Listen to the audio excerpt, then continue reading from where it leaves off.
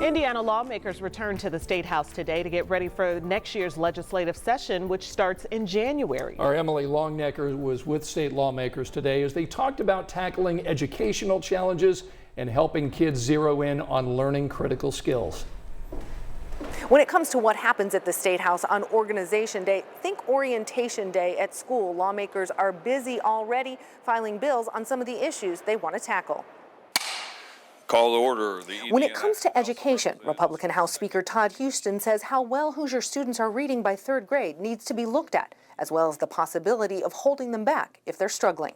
Passing them along is a terrible disservice to the student and stacks the odds against their very own future. Last session, lawmakers passed Science of Reading standards and created a grant program for reading coaches in elementary schools. Democrats say those measures need more time to work.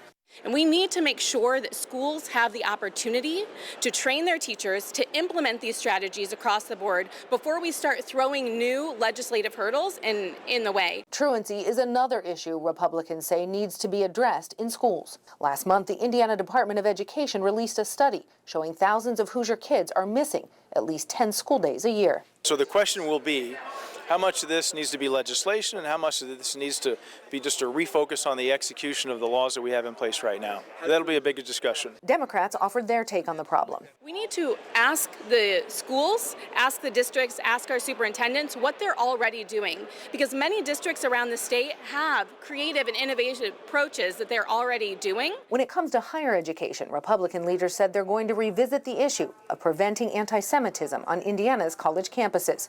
Last year, the House unanimously passed a bill that would have addressed that. That bill didn't get through the Senate.